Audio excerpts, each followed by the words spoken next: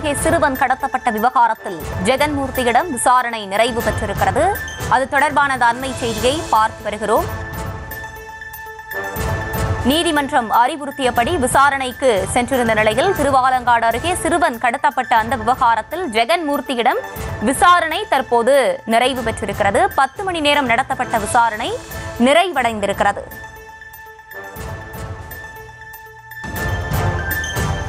கூடுதல் விவரங்களோடு இணைகிறார் எமது செய்தியாளர் பிரபு. பிரபு, வணக்கம். விரிவான விவரங்கள். வணக்கம். திருவள்ளூர் மாவட்டம் திருவள்ளங்காடு அடுத்த கலாம்பாக்கம் பகுதியைச் சேர்ந்த தனுஷ் என்ற இளைஞர் தேனி மாவட்டத்தைச் சேர்ந்த பெண்ணை காதலித்து திருமணம் செய்து கொண்ட விவகாரத்தில் இளைஞரின் தம்பி கடத்தப்பட்டு பின்னர் விடுவிக்கப்பட்டார்.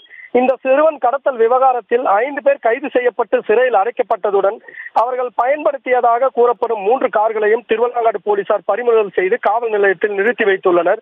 இந்த நிலையில் கைது செய்யப்பட்ட நபர்களில் வழக்கறிஞர் ஒருவர் சிறுவன் கடத்தலில் புரட்சி பாரதம் கட்சியின் தலைவரான ஜெகன்மூர்த்திக்கு தொடர்புள்ளதாக வாக்குமூலம் அளித்துள்ளதாக கூறப்படும் நிலையில் காவல்துறையினர் ஜெகன்மூர்த்தியை கைது செய்ய தீவிரம் காட்டினர்.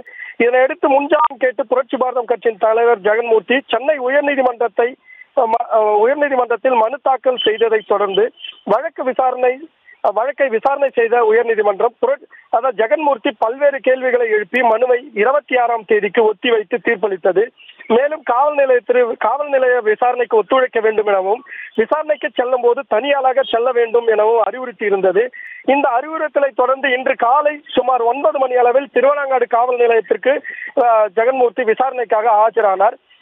இந்த ஆஜரான நிலையில் விசாரணை அதிகாரியான தமிழரசி சுமார் 8 மணி நேரத்திற்கு மேலாக விசாரணை மேற்கொண்ட நிலையில் திருவள்ளூர் மாவட்ட காவல் கண்காணிப்பாளரும் சுமார் 2 மணி நேரம் ஜெகன்மூர்த்தியிடம் விசாரணை மேற்கொண்டனர். இந்த விசாரணையில் பல்வேறு கேள்விகள், அதாவது சிறுவன் கடத்தப்பட்ட விவகாரம் குறித்து பல்வேறு கேள்விகள் எழுப்பப்பட்டு வாக்குமூலம் பதிவு செய்யப்பட்டதாக கூறப்படும் நிலையில் தற்பொழுது ஜெகன்மூர்த்தி விசாரணை முடிந்து காவல் நிலையத்திலிருந்து வெளியில் வந்தார்.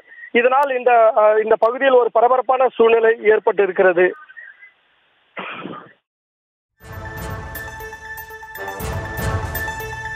விவரங்களை வழங்கியமைக்கு நன்றி பிரபு.